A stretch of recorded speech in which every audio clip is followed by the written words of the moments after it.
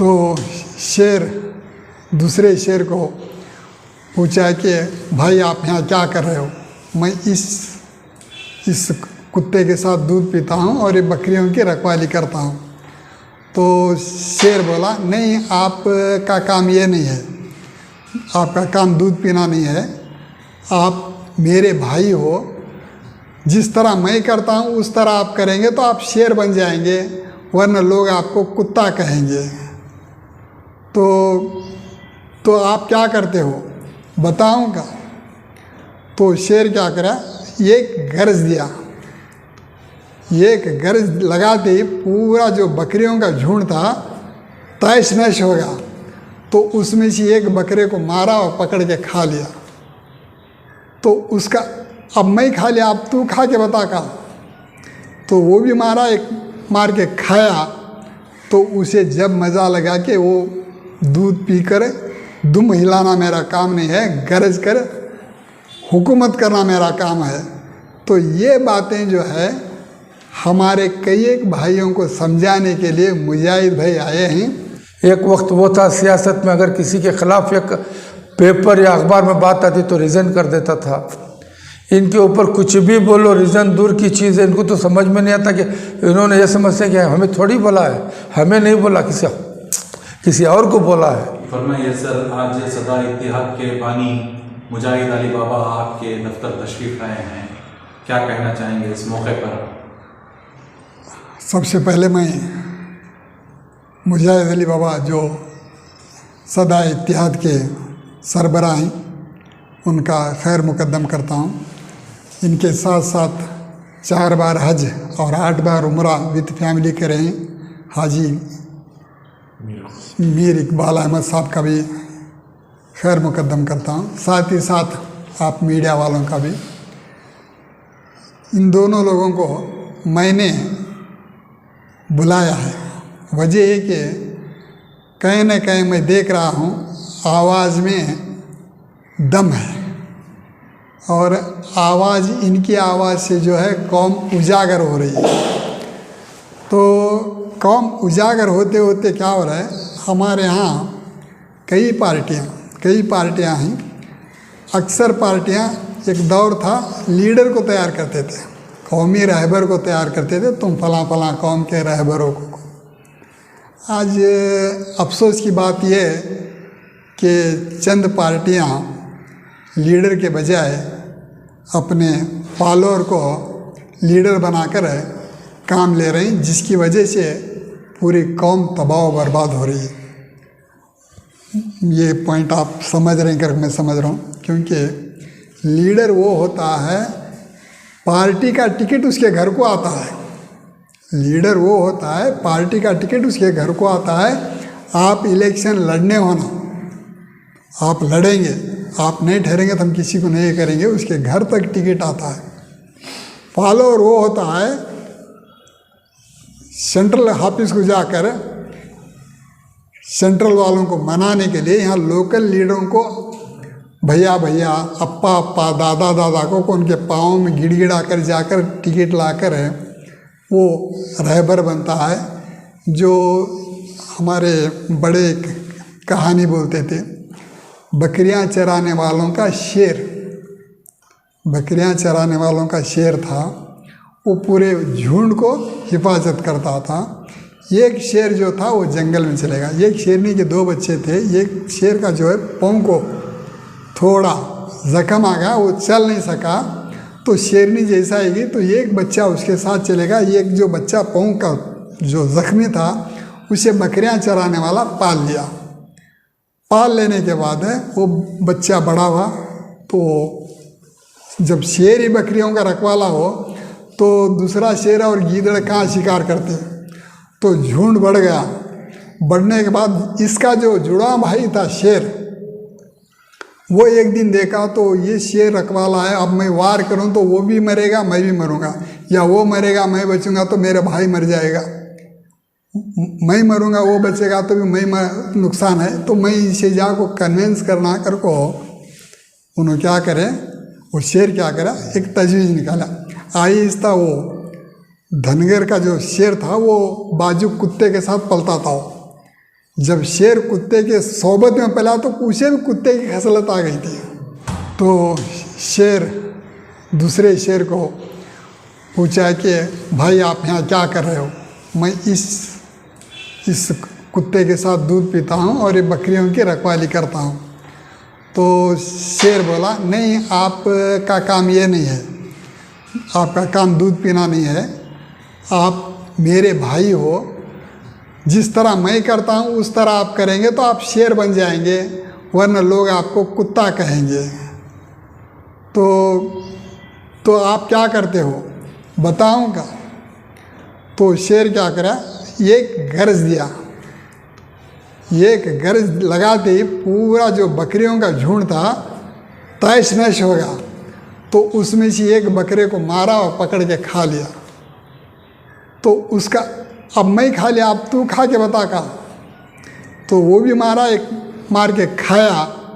तो उसे जब मज़ा लगा कि वो दूध पीकर दुम हिलाना मेरा काम नहीं है, गरज कर हुकूमत करना मेरा काम है। तो ये बातें जो है हमारे कई एक भाइयों को समझाने के लिए मुजाहिद भाई आए हैं। इत्याद, सदाए इत्याद, सदाए इत्याद में और एक जुमला जोड़ लो, सदाए इत्तेहाद हिदायत बना लो या हिदायत इत्तेहाद बना लो। सदाए इत्तेहाद जो है आवाज़ है, हिदायत इत्तेहाद बना लेंगे तो कई जो शेर हैं वो उभर कर आपके साथ आएंगे। कौम को इत्तेहाद करने की ज़रूरत नहीं है। आज कौम जाग चुकी है, कौम को जगाने की ज़रूरत नहीं है। जाग कर जो सोने का नाटक कर रहे हैं उनको कुछ भी नहीं कर सकते हमें। आप आगे चलो, आपका हम ख्याल आपके साथ आएगा, वही हमारा इत्तेहाद होगा। हम 1 2 3 4 5 6 7 8 9 10 11 बस काफ़ी हैं पूरे इस देश के लिए, नहीं दुनिया के लिए। इसके लिए मैं इन दोनों का खैर मुकद्दम करते हुए तमीदिया अल्फाज ख़त्म कर रहा हूँ। और आज हज़रत अब्दुल करीम हाशिम पीर देसाई साहब के घर आए हैं। उनका कहना था कि आपकी गरज कहीं ना कहीं कौम को जगाने का काम कर रही है। अस्सलाम वालेकुम व रहमतुल्लाहि व बरकातुहू। मैं सबसे पहले अल्लाह पाक का शुक्र अदा करता हूँ। अल्लाह पाक का शुक्र है कि अल्लाह के इन नेक बंदों के अंदर मुझ जैसा नाचीज़ के वास्ते एक इज़्ज़त और मोहब्बत जो अल्लाह पाक अता किया, इसका मैं शुक्रगुज़ार हूँ। जो हज़रत अब्दुल करीम हाशमी साहब जो है, एक मरतबा मैं इनके पहले प्रोग्राम में गया था दारुस्सलाम में। उस वक्त में जो है ख़ास बातें नहीं हुई थी। इत्तेफ़ाक़न जो है मैं बॉम्बे में था 2 दिन पहले, तो वहाँ हज़रत का फ़ोन आया कि भाई मैं आपसे मुलाकात करना चाह रहा हूँ, आपकी इज़्ज़त अफ़ज़ाई करना चाह रहा हूँ। तो मैं एकदम चौंका, मेरी इज़्ज़त अफ़ज़ाई क्या, एकदम चौंका मैं। तो फिर गुफ्तगू करने के बाद पता चला कि जो आवाज़ आवाम के लिए उठ रही है मुझ नाचीज़ की तरफ से, तो वो इनको पसंद आई। तो इन्होंने चाहा कि मुझे अपने पास बुला करके कुछ बातें सुने। तो इससे पहले कुछ बातें हमने उनको सुनाई, वो हमें सुनाई। उनकी एक फ़िक्र है कि हम कौम एक जब तक नहीं होंगे हम किसी का मुकाबला नहीं कर पाएंगे। इसका कौन सा रास्ता निकाला जाए, इसके बारे में इनका एक मेरे सामने सवाल था। फिर मैंने इनके सामने भी बातें रखी कि देखिए, आज सुबह भी एक वीडियो चल रही है, कोई नवाब सुल्तान जो है मुजफ्फरपुर के अंदर जो उसका जो महल और वहाँ के बुजुर्गान दिन की बेहरमती हो रही है। ऐसे ना जाने कितने मसाजिद, कितने मदारिस, कितने दरगाहों के ऊपर हमला हो रहा है। एक वक्त ऐसा था, नारे तकबीर अल्लाहु अकबर अगर कहते तो हर मुसलमान के अंदर खून जोश मारता था। आज हमारे कुरान, हदीस, नबी पाक, अल्लाह पाक की ज़ात, मसाजिद, मदारिस, दरगाहों के ऊपर हमला हो रहा है, लेकिन वो जय श्री राम बोल के हमला कर रहे हैं। और हम मुसलमान हैं कि हमारे अंदर खून गर्म नहीं हो रहा है, ना हम अल्लाह अकबर कह रहे हैं, ना हम अल्लाह के उस रास्ते में के लिए तैयार हैं। बस अब ये कमज़ोरी कहाँ पैदा हुई, कहीं क्यों पैदा हुई, यही बातें हो रही थी। तो सीधी सीधी बात यह है, आज शहर का एक बड़ा नाम जो है सिटी जामा मस्जिद, अब वो सिटी जामा मस्जिद के अंदर जो कमेटियां हैं वो कहाँ इस्तेमाल हो रही हैं, किसके लिए इस्तेमाल हो रही है, वो आवाम समझना चाहिए। उसके अलावा जमीयत के जो बड़े बड़े नाम बोल करके जो छोटे मसाजिद के ज़िम्मेदारों को दबाया जाता है, उनको भी सोचना चाहिए। और रही तीसरी बात, एक पिछली दफ़ा भी मैंने कहा है, सरकार दो जहां सल्लल्लाहु अलैहि वसल्लम के नाम से जो सरकार की खुशी यानी कि ईद मनाने की जो अफवाह हुई है और सिर्फ़ अहले सुन्नतुल जमात के नाम से हुई है, तो वहाँ भी मुझे अफसोस हुआ कि अल्लाह के प्यारे नबी सल्लल्लाहु अलैहि वसल्लम के दूसरे उम्मती नहीं है क्या। ठीक है, अक़ीदा अपना अपना अपनी जगह पर है, लेकिन ये लोग सब कुछ साथ में लेकर कर एक प्रोग्राम करते तो मैं समझता हूँ ये बहुत अच्छी बात थी। चाहे वो मरकज़ हो, चाहे जमात वाले हो, चाहे अहले हदीस हो, चाहे शिया हो, चाहे जितने भी अपने आप को मुसलमान कहते हैं, उन सबको बुला करके एक मीटिंग करके सबको साथ में लेकर के ये जो है सरकार दो जहां सल्लल्लाहु अलैहि वसल्लम की याद मनाते तो बहुत बेहतर था। मैं इन लोगों से ये भी याद दिलाना चाहता हूँ, सरकार आला हज़रत रहमतुल्लाहि ताला अलैह ने सरकार दो जहां सल्लल्लाहु अलैहि वसल्लम की शान में सलाम लिख रहे थे तो उनका कलम यहाँ भी चला, एक मेरा ही रहमत में दावा नहीं, शाह की सारी उम्मत में लाखों सलाम। अब आला हज़रत जैसे शख्सियत सारी उम्मत का नाम लिया गया है। अब इसमें कौन सी मुसलमान का ना नाम है, ना मोमिन का नाम है, ना किसी और का है, सब तो उम्मत ही का नाम लिया है। ये आला हज़रत के ऊपर यह बात क्यों तारी हुई और उनका कलम क्यों चला, पहले इसके बारे में सोचना चाहिए। आज कुछ हमारा जैसा लिबास ओढ़ करके मिंबर पे खड़े होकर के एक दूसरे को जो दूरियां पैदा कर रहे हैं और अपने आप को मुसलमान भी कहते हैं, यहाँ सोचना चाहिए कि इससे नुकसान किसको हो रहा है, फ़ायदा किसे हो रहा है। अब रही ये जो औक़ाफ़ की जो मिनिस्टर है, बेचारा उसे कोई मौका मिल जाए बस। मैं इसलिए जामा मस्जिद की कमेटी वालों का नाम लिया ताकि वो इतने वफ़ादार हो चुके हैं चामराजपेट के एमएलए के साथ, क्या बताएं, जैसे कि अल्लाह के फरिश्तों के साथ हो गए और उसकी मोहब्बत में ना जाने कैसे कैसे काम कर रहे हैं। और शांति नगर का एक एमएलए है, वो तो बेचारा केरला में खड़ के जीत नहीं सकता, उसे 4 बार मर्तबा यहाँ बेंगलुरु के बेवकूफ़ लोगों ने जिता दिया। अब शिवाजी नगर का एमएलए है, बेचारा वो मुंह नहीं खोलता, बस अपना काम करते चला जाता है, वो क्या काम करता उसे मालूम है। ये हमारी बदनसीबी है शहर में।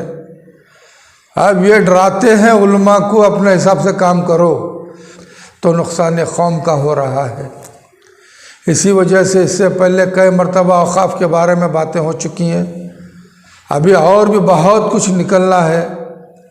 एक निसार है कि वो एडिशनल सी वो परमिशन देता है एक्स चेयरमैन को और उनकी टीम को, और वो चले जाते हैं गुलबर्गा, रायचूर, ना जाने कहाँ कहाँ उनकी बेइज्जती हो रही है।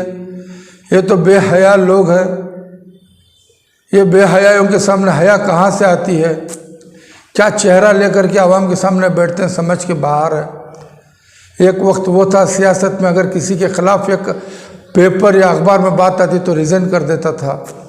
इनके ऊपर कुछ भी बोलो, रिज़ाइन दूर की चीज़ है, इनको तो समझ में नहीं आता कि इन्होंने ये समझते कि हमें थोड़ी बोला है, हमें नहीं बोला, किसी और को बोला है। ऐसी सोच के लोग हो चुके हैं। इस वास्ते आवाम से गुजारिश है, बराए मेहरबानी सुन्नी शिया अहले हदीस जमात छोड़िए, अब सदाए इत्तेहाद कर्नाटक 15 साल से काम कर रही है।